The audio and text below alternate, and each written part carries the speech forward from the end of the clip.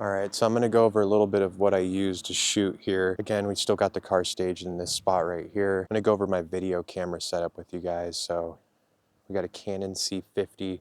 Right now, since I'm doing tripod shots, I have the 28 to 70 on there. Normally I'd be doing the 15 to 35.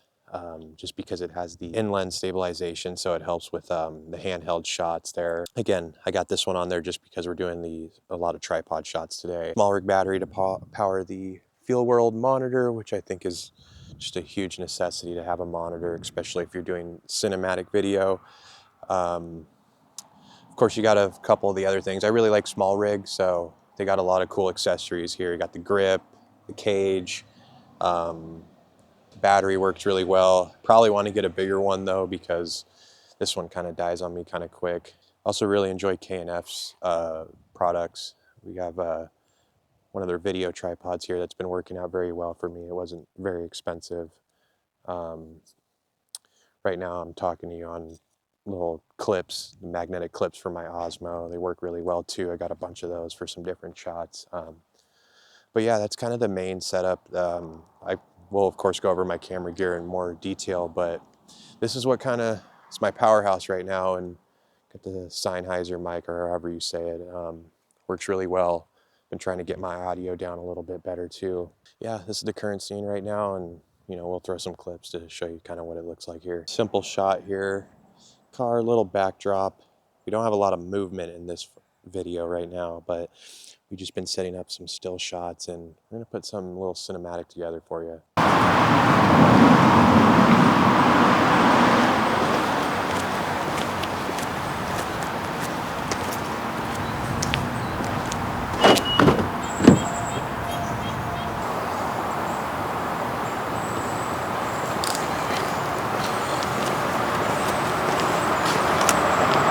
All right, so I'm at the second spot that I decided to stop at.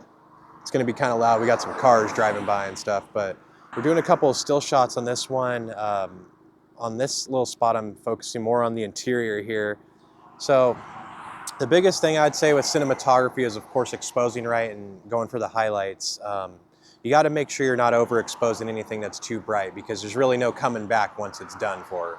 So that's my main priority. I like to use Zebra, the little exposure meter that kind of helps a little bit.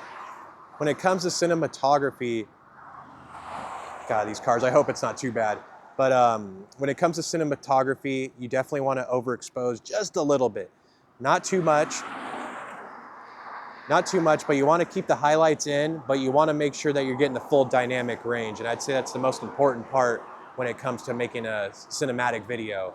Because when it comes to post, you can, color grade and pull out a lot of the colors a lot more, especially depending on what, log you're shooting in or what your camera's capable of. I'm gonna go ahead and show you guys a little setup we have, and then maybe I'll throw a clip in of what we got.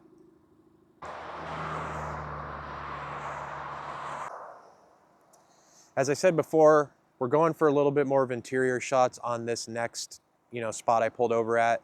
I'll show you right here. We got the camera and the car all set up.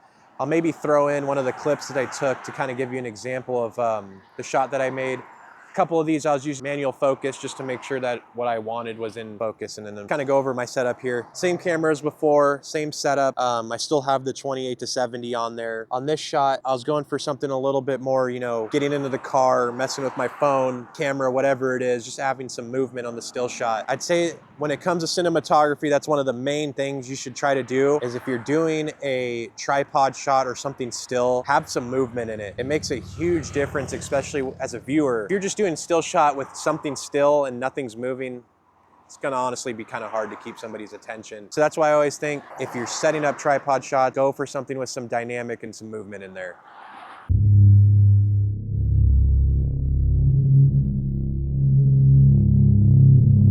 Would maybe even consider doing some lighting, but it's pretty bright outside. It honestly would probably make no difference.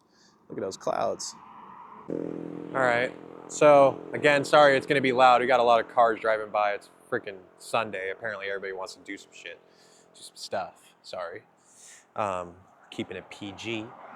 We're at another spot. I don't really know, quite sure what I'm gonna do here yet, but here's what it looks like. That's the setup. I'm imagining just shooting through these trees. I like the shade on the car, because right now it's pretty early afternoon, so the sun's gonna start getting pretty harsh here. That's why I definitely recommend as a big part, especially if you do a lot of, you know, car videos, car photography, you have to have a CPL and an ND filter, especially if you want to shoot at cinematic frame rates. Like, it's almost impossible to get it done. I mean, you could do it, but your f-stop's going to be astronomically high. It's going to ruin a lot that could be potential with your video. So if there's anything I'd get first if you don't have it, is be a ND filter and a CPL if you shoot cars.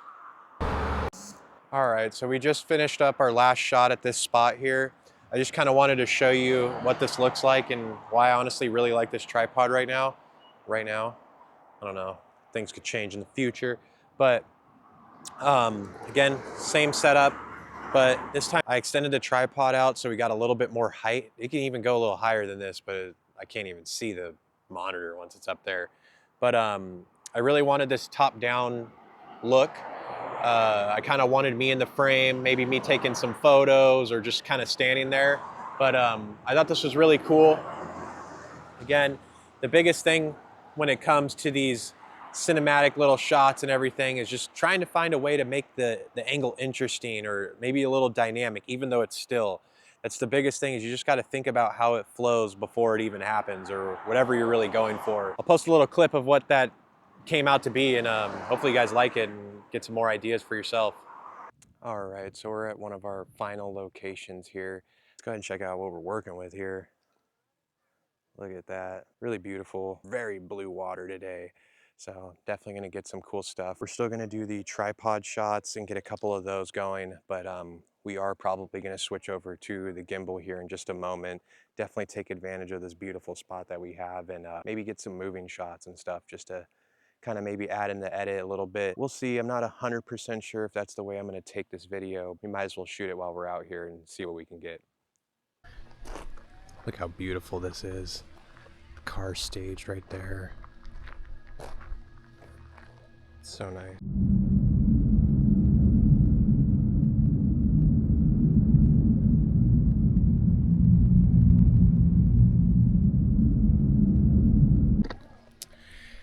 All right, so we just got done. I'm a little winded. We just got done. Hold on a second. We're back. All right, we just got done shooting some gimbal shots here. We got the car, we kind of flipped it sideways just so we can kind of change up the video a little bit. A couple things I remembered while I was doing these, shooting with the gimbal and everything, a couple tips I'll give you guys is, one, when you're doing that not slow motion, but going in and back, you know, forward and back straight towards the car, you definitely want to hold and hit the trigger on the, I have the RS4 Pro, and you hold the trigger, it'll kind of lock that one side to side, so it makes it really easy to be able to just go pull in and back, and it makes for a really clean, stabilized shot. A couple other things is just learning those modes. That's a huge one, is like point follow. I haven't dove too much into the FPV quite yet, just because it's not, I could see how you'd want to do that for some speed ramping videos and stuff, but it's not necessarily my taste. But it's really nice to know what each and every mode does, because it really helps operate that thing. To be honest, I've had this for a while and I honestly haven't used it very much, so I've been getting a lot of practice in with it, and I think it's been coming out pretty good. So check out some of these clips.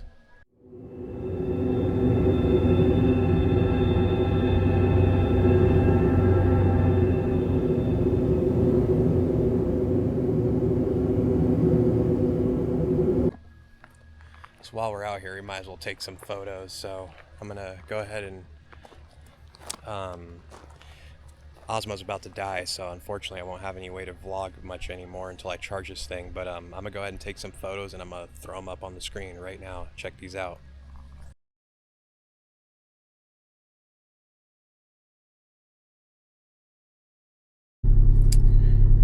Alright, so we just finished up, we're back in the whip, we're about to take off and maybe go find another spot, we'll see. Getting pretty worn out here, but we've gotten some good stuff, and I have no idea how this video is going to come out for you guys, but we're going to put something together for you. We'll get something going.